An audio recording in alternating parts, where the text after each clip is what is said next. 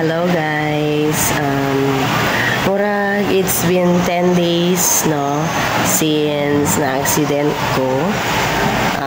That was last Monday.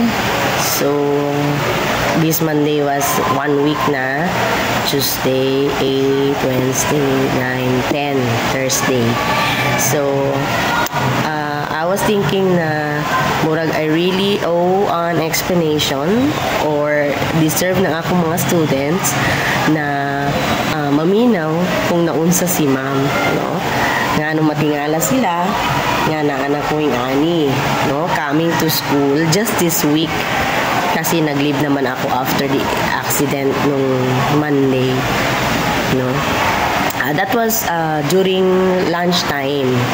So I went out para magbayad sa suga, no, sa Samsureco. And then wala na ko laing giadto ning pabalik na ko diri sa school.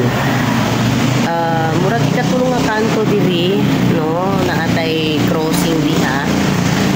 Just pataas lang diya sa bawat na, no, pamana. So ako nakasakay ko sa bao, then ako lang yung passenger with the driver.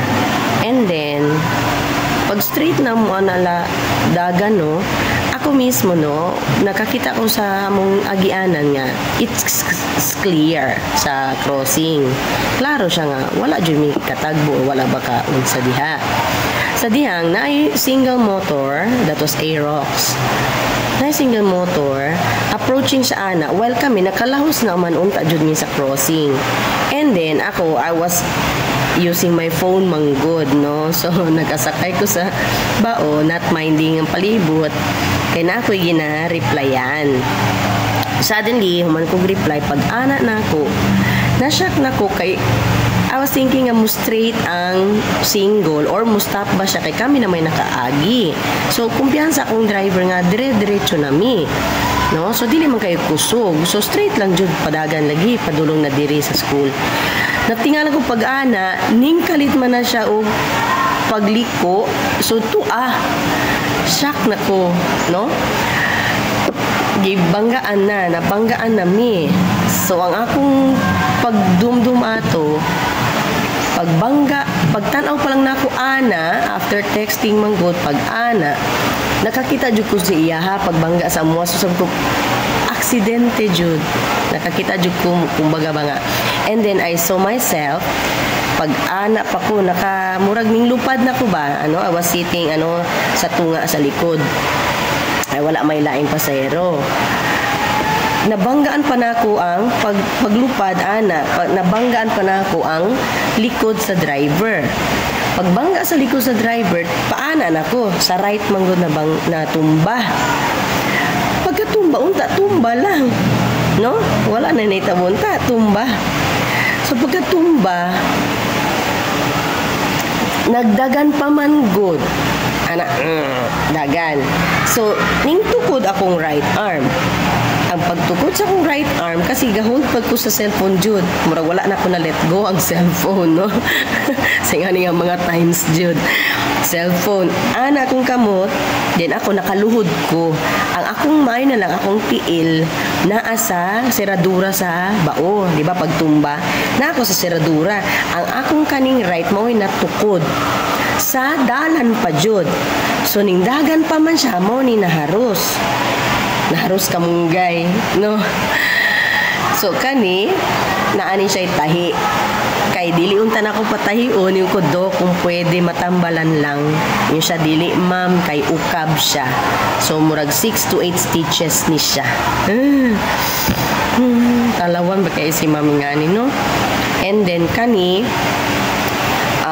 gi-x-ray ni siya, no, na ay fracture on my wrist and diri gamay. So mao na unta diri ragi, this is actually semento, no. Thankful gyapon ta guys nga ingani lang ang naitabo jud, no. So bisan unsahon pa man nato, salamat gyapon sa Ginoo nga ingani lang ang naitabo.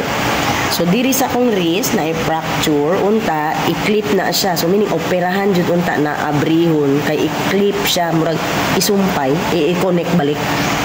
So pagtan-aw sa doktor, nag second opinion man po sa another doctor.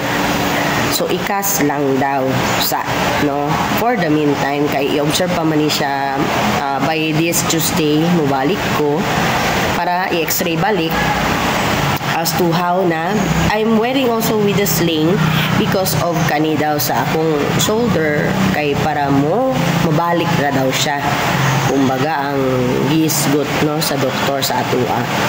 So after ato sa accident no balik ka sa accident katong sa sitwasyon jud dito ning tindog na ko dayon wala na ako nagtan-awon sa padiha sila naman to naghusay gud dito no.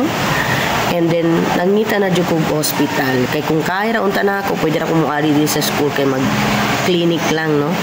Pero sa ani ang resulta, di dyan kayo matabangan na mag-clinic lang. Ikaw rin magtambal sa mong self. So, eventually, naato ko sa Mendero Hospital, sa ER. Full food sila, no? Pero dito na lang ko, at least doon lang bitaw diri and sa town lang dyan siya.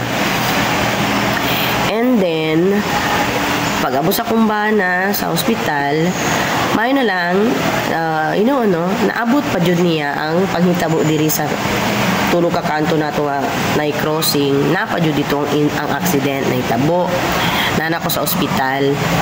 So, ang nakabangga sa mo ay Aerox.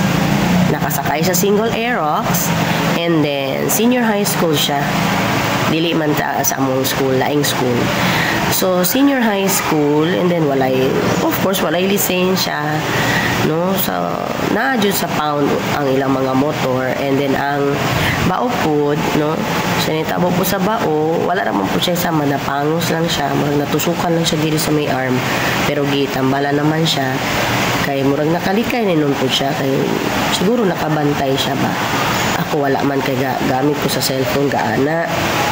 And ang akong nakitaan po, katong nag-drive sa Aerox Manggut, pag ana na ko sa iya sa window namo, sa glass, no, sa atubangan, nagduko siya, gagunit sa cellphone. Nakitaan dyan siya nga, naggamit siya sa cellphone sa aksidente dito sa Naitabo. So, nag-ask ko sa ginikanan, kumusta po siya, wala na daw problema, murag nagnam lang daw sa iyang arm, diri sa iyang kamot, kay kusog jud pag-ana, no, pag-break, pag-igo sa tubangan, sa bao. So, mauni, no, 10 days na karon. Pasalamat lang po sa ginikanan, no, sa relatives sa senior high nga nakabangga sa mua, na they are very helpful naman din. Nag-cooperate naman din dahil sila. Kung natabangan man po ko sa pagtambal, no? So, mauni, ilang expenses.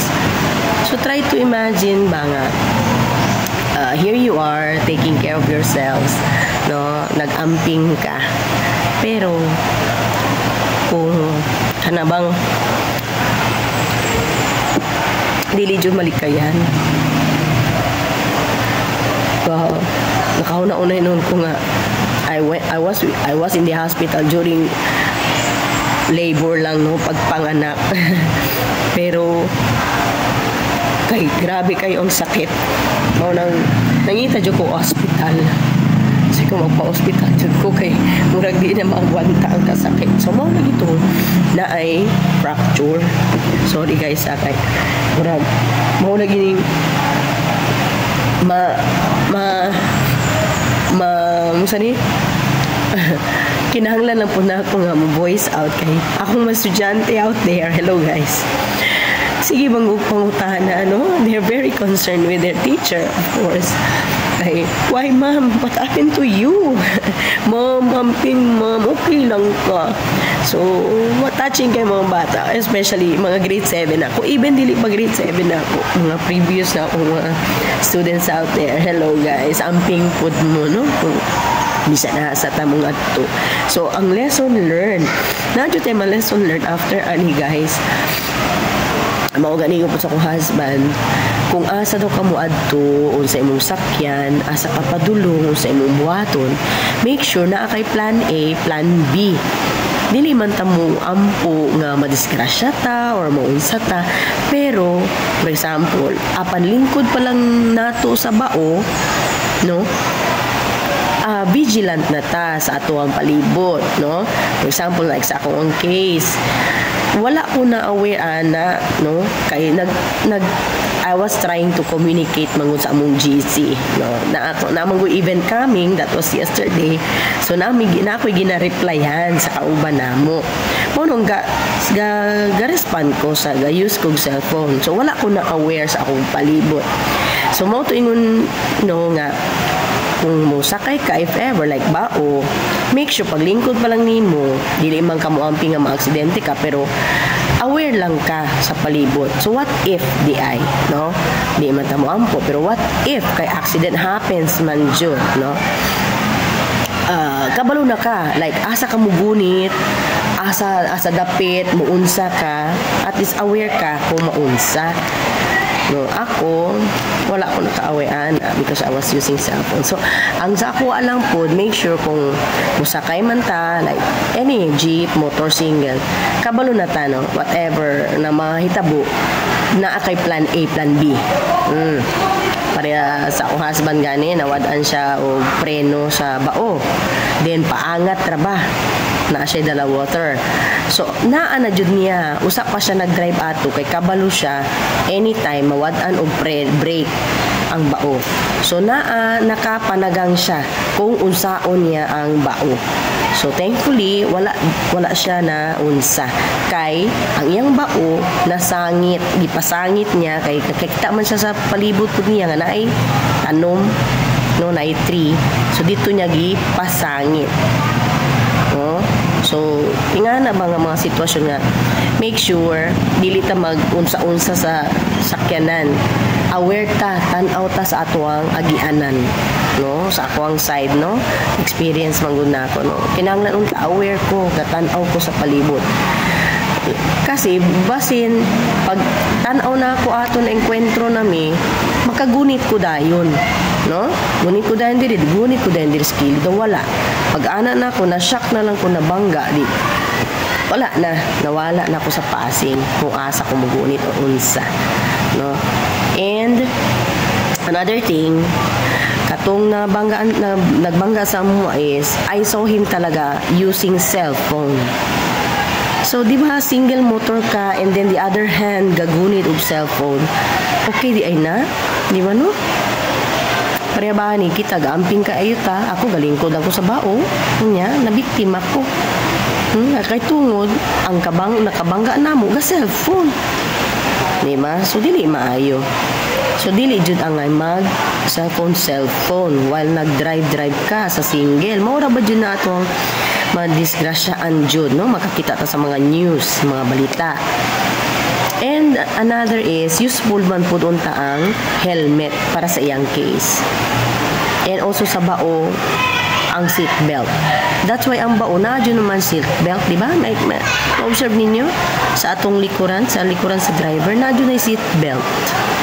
No, so sa itambo sa kuha, nahulog ko. Nahulog jud ko kay natumba man pa right side.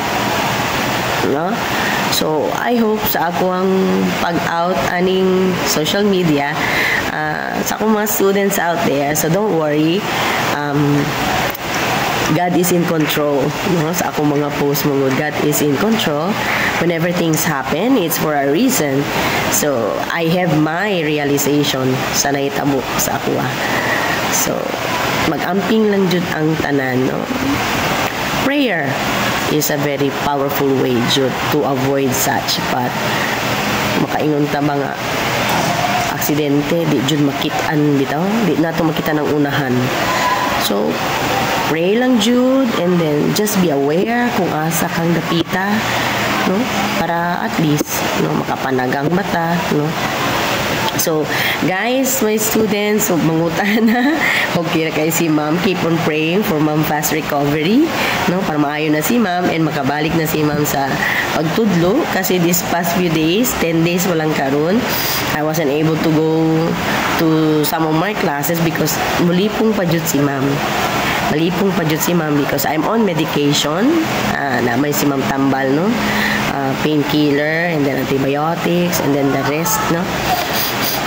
So, mauning out ko, at least ako mga students mo, I am concerned with my students because I cannot really explain what happened, so at least when they see me again, then asking me about what happened, and then there's no time to tell everything, at least makain ko, just watch na lang yung explanation ko, at least you can learn something out from what I am now telling you. I am sharing you of the accident. So, in God's time, Mom will be healed, and through your prayers also. So, just continue praying for Mom fast recovery. Okay? So, mag-amping ang tanan. So, thank you so much sa pagpaminaw. So, ayop na po tayo ng learn, ani, no? So, as of today, naara ko diri, ani, with this one. So, nagalip-lip naman akong kamot, naman siya progress. And then, by Tuesday, Monday or Tuesday, magpa-x-ray na po ko balik. And then, tanawon pa ni Doc kung matanggal na ba ako ang cast, cast, and then kung okay na ba ang tanan. So I pray also nga mo okay na ang tanan. So thank you so much guys. Amping ang tanan. God bless us all.